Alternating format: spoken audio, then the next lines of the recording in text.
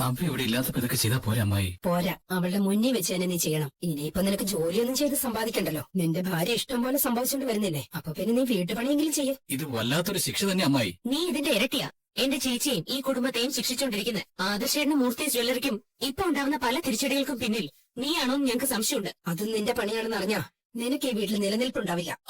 അമ്മായിയുടെ സാരിയൊക്കെ dry cleaning സെന്ററിൽ കൊടുത്താലേ നല്ല വൃത്തിയായിട്ട് വെടുപ്പായിട്ടൊക്കെ കിട്ടത്തുള്ളൂ. ഇത്രയും വൃത്തിയും വെടുപ്പൊക്കെ മതി. ചുളുക്കില്ലാതെ നല്ല നീറ്റായിട്ട് അയൺ ചെയ്തു തരണം. നിന്റെ ജീവിതമേ ചുക്കിച്ചൊളിഞ്ഞു കിടക്കുക. ഇനി ഞങ്ങളുടെ ഡ്രസ്സിലും കൂടെ അത് വേണ്ടാന്ന് പറഞ്ഞത്. ഈ അയൺ ചെയ്യാന്നൊക്കെ പറഞ്ഞാ കണ്ടു നിൽക്കുന്നവർക്ക് നിസ്സാരമായിട്ട് തോന്നും.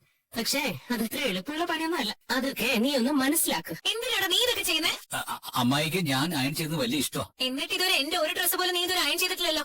അതെ, കഴിഞ്ഞ ദിവസം ഒരു ജോലിസിനെ കണ്ടപ്പോ അയാൾ പറഞ്ഞായിരുന്നു എനിക്കിപ്പോ ശരിയാണ്, ആ ശനിദോഷം തീരാൻ വീട്ടിലുള്ളവരെ സഹായിക്കണമെന്ന്. ഭാര്യയെ സഹായിക്കണമെന്ന് പറഞ്ഞില്ലേ? വീട്ടിലുള്ളവരെന്ന് പറയുമ്പോ അതിൽ ഭാര്യ പെടുമല്ലോ. അപ്പൊ നിനക്ക് വെറുതെ ഇരിക്കുന്നതാണ് പ്രശ്നം. നീ ഇങ്ങോട്ട് വന്നേ. അല്ല, ഇത് കഴിഞ്ഞിട്ട് പറ്റില്ല. നിർത്തിയിട്ട് വരാനല്ലേ ഞാൻ പറഞ്ഞത്. തൽക്കാലം നീ ചെല്ല്. ഇവിടെ വിളിച്ചതല്ലേ, ഇവൾക്ക് എന്താ വേണ്ടെന്ന് വെച്ചാ ചെയ്തു കൊടുത്തിട്ട് ഇത് കംപ്ലീറ്റ് ചെയ്യാൻ നോക്ക്. ശരി അമ്മായി.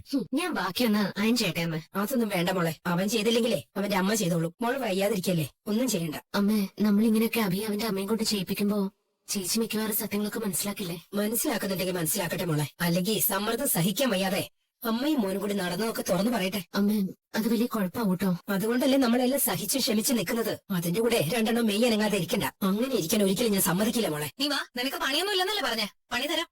ഇത് പിടിക്ക്. എന്റെ കാൽപാദത്തിന് ചെറിയ വേദനയുണ്ട്, അതിനുള്ള ബാമായത്. നീ എന്റെ കാലിലൊന്ന് തേച്ചു പിടിപ്പിക്ക. ഇരിക്കവിടെ. എന്റെ ദൈവമേ, ഇത് അമ്മ വീട്ടുവേലക്കാരി, മോൻ വീട്ടുവേലക്കാരൻ. അവര് പറയുന്നതൊക്കെ എത്ര ഉത്സാഹത്തോടെ നീ ചെയ്തു കൊടുക്കുന്നത്. പിന്നെന്താ സ്വന്തം ഭാര്യയുടെ കാലിൽ ബാം തടവാൻ ഇത്ര ബുദ്ധിമുട്ട്? ബുദ്ധിമുട്ടുണ്ടെന്ന് ഞാൻ പറഞ്ഞില്ലല്ലോ. നിനക്ക് ജോലി ഇല്ലാത്തതാണ് പ്രശ്നമെങ്കിലേ എത്രയും പെട്ടെന്ന് ഞാൻ നിനക്കൊരു ജോലി തരപ്പെടുത്തി തരാം. നിന്റെ ചേട്ടനെക്കാളും അനിയനെക്കാളും നീ തീരെ താഴെ പോകാൻ പാടില്ല. നമ്മുടെ സ്റ്റാറ്റസിനനുസരിച്ചുള്ള ഒരു ജോലിയാണ് ഞാൻ നോക്കുന്നത്. അല്ലെങ്കിൽ എപ്പോഴേ നിനക്കൊരു ജോലി സംഘടിപ്പിച്ചു തരാൻ എനിക്ക് പറ്റുമായിരുന്നു. മൂർത്തി സ്റ്റൂഡിയോയിലെ പയ്യനെന്നൊക്കെ പറഞ്ഞ ജോലിയൊക്കെ കിട്ടും. പക്ഷെ ഞാൻ ജയിലിൽ കിടന്നത് മിക്ക ആൾക്കാർക്കും അറിയാം. അതുകൊണ്ട് ഈ നാട്ടിലിപ്പോ ഒരു ജോലി ബുദ്ധിമുട്ടായി. ഈ നാട് വിട്ട് നീ പോകേണ്ട ആവശ്യമൊന്നുമില്ല. പക്ഷെ ജോലി കിട്ടുന്നവരെ കുറച്ചൊരു ബോൾഡായിട്ട് ജീവിച്ചൂടെ അഭി? നീ എന്തിനാണ് എന്നെ ഇങ്ങനെ നാണം കെടുത്തുന്നേ? നീ ശ്രദ്ധിച്ചില്ല അമ്മയുടെ കാര്യം? അമ്മ ഇപ്പൊ ഈ വീടിനകത്ത് കിടന്ന് മാടിനെ പോലെ പണിയെടുക്കുക. അതിന്റെ ആവശ്യം എന്താന്നാ ഞാൻ ഈ ചോദിക്കുന്നത്. രണ്ട് അമ്മായിമാരും അടുക്കളയിൽ കേറിയിട്ട് പോലും നിന്റെ അമ്മ കേറിയിട്ടില്ല. ഇനി കേറുവാണെങ്കിൽ തന്നെ അവിടെ എന്തെങ്കിലും സവോളയോ തക്കാളിയോ ഒക്കെ അരിഞ്ഞോണ്ട് അങ്ങോട്ട് നിൽക്കും. അങ്ങനെയുള്ളവരാ ഈ പേളെ അമ്മായിയെ പോലും അടുക്കളയിൽ കയറ്റാതെ ഒറ്റയ്ക്ക് നിന്ന് പണിയെടുക്കുന്നത്. അതെ, ഒരുത്തി ഇപ്പൊ വന്ന നീ കണ്ടില്ലേ അവന്തിക? അവളുടെ കല്യാണം എന്തായാലും ഉടനെ നടക്കും. ആ സമയത്ത് എടുപ്പത് പൊന്നും പണമൊക്കെ കൊടുക്കണമെങ്കിലേ അമ്മയും ഞാനും ഒക്കെ ഒന്ന് കോംപ്രമൈസ് ചെയ്ത് കൊടുത്തേ പറ്റൂ. എന്തിനാ കൊടുക്കുന്നേ? വന്നവളും ഇപ്പൊ അവരുടെ സൈഡല്ലേ. അവൾ എന്നെ പോലും വെറുപ്പോടെയാ നോക്കുന്നത്. ഞാൻ ചെയ്യുന്ന ഒന്നും ശരിയല്ലെന്ന് അവള് പറയുന്നത്. അവൾക്ക് എന്ത് പറ്റിയെന്ന് ഞങ്ങൾക്ക് ഇതുവരെ മനസ്സിലായിട്ടില്ല. അമ്മയും അവളുടെ സ്വഭാവം കണ്ട് ഞെട്ടലില്ല. അതുകൊണ്ട് ഇവിടെയുള്ളവർക്ക് എല്ലാവർക്കും അവളോട് സിമ്പതിയുണ്ട്. അവൾക്ക് കൊടുക്കാനുള്ളതൊക്കെ അവർ കൊടുക്കുകയും ചെയ്യും. അതോർത്ത് നീയും നിന്റെ അമ്മയും വിഷമിക്കേണ്ട കാര്യമൊന്നുമില്ല. പോട്ടെ നബിയെ, വിഷമിക്കാതെ മതിയോ? ഒരു കാലം തിരുമ്പോ മറ്റേ കാലത്ത് വിഷമാവില്ലേ? ആ കാലം കൂടെ തിരുമ. ചേച്ചിയുടെ കാര്യമാണ് ഓർത്തോണ്ടിരിക്കുന്നത്. അതെ, എന്താ സംഭവിക്കുന്നതെന്ന് മനസ്സിലാവുന്നില്ല. എന്തിനു വേണ്ടിയിട്ടാ അവര് പണം ഇങ്ങനെ വാരി എറിയുന്നത്? ഒരു സൂപ്പർ മോഡലിന് കൊടുക്കുന്നതിനേക്കാളും പൈസ അവർ നബിക്ക് ഇപ്പൊ കൊടുത്തിരിക്കുന്നത്. അത് 2 വർഷത്തേക്കല്ലേ? 2 വർഷത്തേക്കായാലും അത്രയും കൊടുക്കില്ല. നമ്മളും ജ്വല്ലറി ബിസിനസ് ചെയ്യുന്നവരാ. മൂർത്തി ജ്വല്ലറിയാ ഇന്ന് പരസ്യത്തിന് വേണ്ടി ഏറ്റവും കൂടുതൽ ഫണ്ട് മാറ്റി വെച്ചിരിക്കുന്നത്. അങ്ങനെയുള്ള നമ്മൾ പോലും ഒരു മോഡലിന് വേണ്ടി ഇത്രയും പണം കൊടുക്കത്തില്ല. നവ്യക്ക് മോഡൽ രംഗത്ത് വലിയ ഭാവിയൊന്നും ഉണ്ടെന്ന് വിശ്വസിക്കുന്ന ആളൊന്നുമല്ല ഞാൻ. അവള് അത്ര വലിയ പെർഫോമറും അല്ല. ഇത് നമ്മളെ കരിവാരത്തേക്കാൻ വേണ്ടി AM ജ്വല്ലറിക്കാർ ചെയ്യുന്നത്. അവിടെ ആദർശേട്ടാ മുത്തശ്ശന്റെ വാക്കുകൾക്ക് പ്രസക്തി ഉള്ളത്. അവര് നമ്മളെ അടിമുടി തകർക്കാനാ നോക്കുന്നത്. നമുക്ക് ഇതുവരെ ഇതുപോലൊരു കോമ്പറ്റീഷൻ ഉണ്ടായിട്ടില്ല. അതിപ്പോ ഞാൻ MD ആയ ശേഷമല്ല, മുത്തശ്ശൻ ആ സ്ഥാനത്തിരുന്ന സമയത്തും ഇതുപോലെ ആരും നമ്മളെ ഈ രീതിയിൽ വിഷമിപ്പിച്ചിട്ടില്ല. ഇത് നമ്മളെ തകർക്കാനാണ് ശ്രമിക്കുന്നത്. അതിനെ മറികടക്കാനുള്ള ബുദ്ധിയും കഴിവും ഒക്കെ ആദർശനുണ്ടെന്നാ എന്റെ വിശ്വാസം. ഞാനും അച്ഛനും ഇളയച്ചനും ഒക്കെ ഇപ്പൊ പഴയതിനേക്കാളും ബിസിനസ്സിൽ കോൺസെൻട്രേറ്റ് ചെയ്യുന്നുണ്ട്. 100% കമ്പനിയോട് കൂറുള്ള സ്റ്റാഫ് മൂർത്തി ജ്വല്ലറിയുടെ വിജയം. എന്നാൽ ഇപ്പോഴേ അവരെ പോലും നമ്മൾ വിശ്വാസത്തിൽ എടുത്തിട്ടില്ല. കുടുംബത്തിനകത്തുള്ള ഒരു പെൺകുട്ടിയെ വെച്ച എതിരാളികൾ മാർക്കറ്റ് ചെയ്തുകൊണ്ടിരിക്കുന്നത്. അവിടെ നവ്യ എന്ന മോഡലല്ല, അനന്തപുരിയുടെ മരുമോള് മോഡലായിന്ന് ജനശ്രദ്ധ പിടിച്ചു പറ്റിയിരിക്കുന്നത്. നൈനാസ് കളക്ഷൻസ് ഇന്ന് വളരെ ഫേമസ്. ആ ഡിസൈനറുടെ ചേച്ചിയാ ഇന്ന് AM ജ്വല്ലറിയുടെ മോഡലായിട്ട് ബിഗ് സ്ക്രീനിൽ പോലും തെളിയുന്നത്. ഏത് തിയേറ്ററിൽ പോയാലും ഇപ്പൊ നവ്യെ കാണാൻ പറ്റും. പണം വാരി എറിയവര്. അതങ്ങനെ ആയിക്കോട്ടെ, അതിപ്പോ ബിസിനസ് പിടിക്കാൻ വേണ്ടിയിട്ട് അങ്ങനെയൊക്കെ ചെയ്യാറുണ്ട്. പക്ഷേ ഇവിടെ മൂർത്തി ജ്വല്ലറിയും കുടുംബത്തെയും ടാർഗറ്റ് ചെയ്ത് ആരൊക്കെയോ പ്രവർത്തിക്കുന്നുണ്ട്. AM ജ്വല്ലറിയുടെ MD ആ ഡേവിസ്. അയാളെ പറ്റി ഞാൻ അന്വേഷിച്ചു പോയായിരുന്നു. അങ്ങനെ ഒരാൾക്ക് നമ്മളുമായിട്ട് ഒരു ശത്രുതയില്ല. അയാളുമായിട്ട് മുൻപരിചയമില്ല. പിന്നെ ആരാ മറിഞ്ഞിരിക്കുന്ന ശത്രു? എനിക്കാണെങ്കിൽ ഒരു പിടിയും കിട്ടുന്നില്ല. മുത്തശ്ശ, ഞാൻ ദേ വരുന്നു. മുത്തശ്ശൻ വിളിക്കുന്നു. ഞാനും കൂടെ ചെല്ലട്ടെ. എന്താ മുത്തശ്ശ?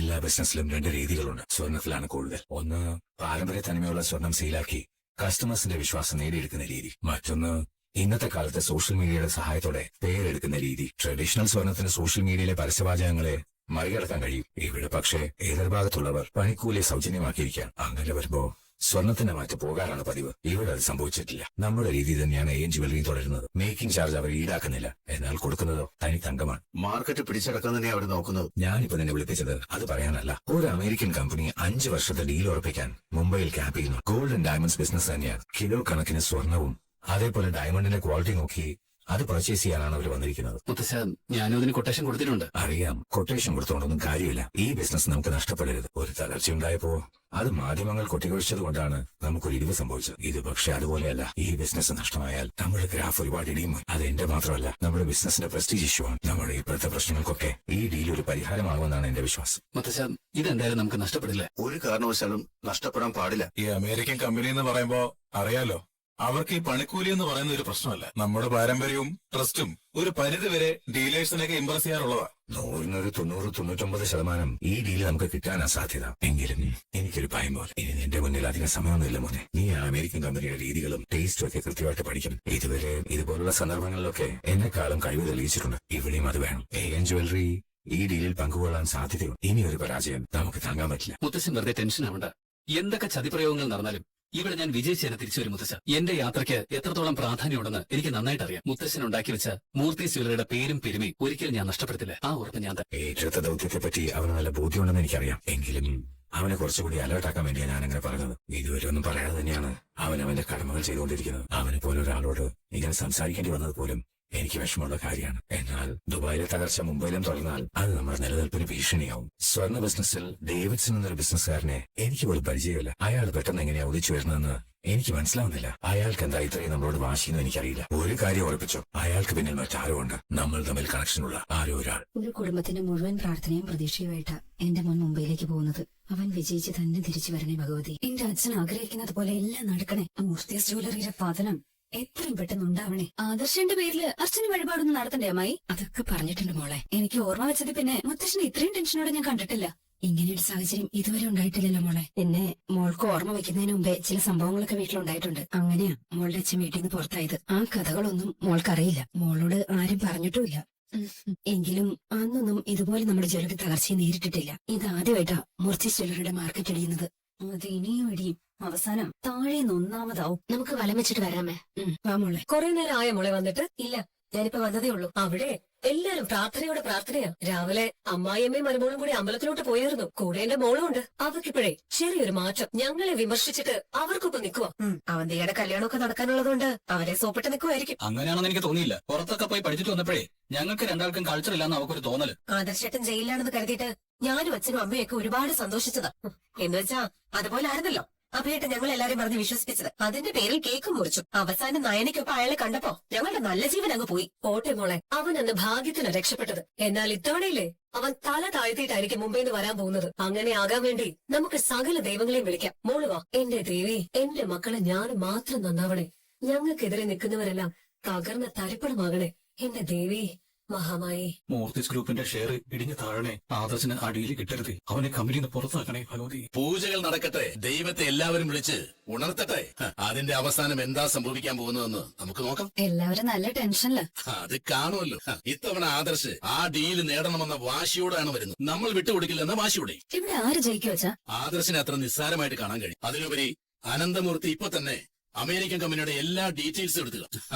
ഞാനും അത് എടുത്തിട്ടുണ്ട്. പക്ഷെ പാരമ്പര്യവും പരിചയസമ്പത്തും എന്നേക്കാൾ കൂടുതൽ ഈ മേഖലയിലുള്ളത് അനന്തമൂർത്തിക്കാണ്. പിന്നെ അച്ഛൻ നേരത്തെ പറഞ്ഞതോ വലിയൊരു തകർച്ചയാണ് മുത്തശ്ശനെയും മൂർത്തീസ് ജ്വല്ലറിയും കാത്തിരിക്കുന്നതെന്ന്. അതിൽ മാറ്റം ഒന്നുമില്ല. അതിന്റെ തുടക്കം ഇവിടെ നിന്നാകണമെന്ന് എനിക്ക് ആഗ്രഹമുണ്ട്. താൻ നിരന്തരം ചെയ്യുന്ന കർമ്മങ്ങൾ താൻ അനുഭവിച്ചിടുകന്നേ വരൂ. നിന്നോട് ഞാൻ ഇന്നലെ പറഞ്ഞല്ലേ ഈ മുറിയിൽ അടിച്ച് വൃത്തിയാക്കണമെന്ന്. പോരായ്മ വന്നാ വീണ്ടും ചെയ്യിക്കും. അയ്യോ, നീ എന്റെ കൈ മുറിഞ്ഞമ്മേ. ജാനകി, നീ അടുക്കളയിലൊന്നും കയറേണ്ട ആവശ്യമില്ല. ഇവൻ ചെയ്യട്ടെ. ഈ അമ്മയും മകനും കർമ്മഫലം അനുഭവിക്കുമ്പോൾ അനന്തപുരിയെ തച്ചുടയ്ക്കാൻ പുതിയ തന്ത്രമൊരുക്കി ഈ കുബുദ്ധികൾ. സമാധാനം നിറഞ്ഞ അനന്തപുരിയെ കാക്കാൻ കഴിയുമോ ഇവർക്ക്? All the best. പത്തരമാറ്റ്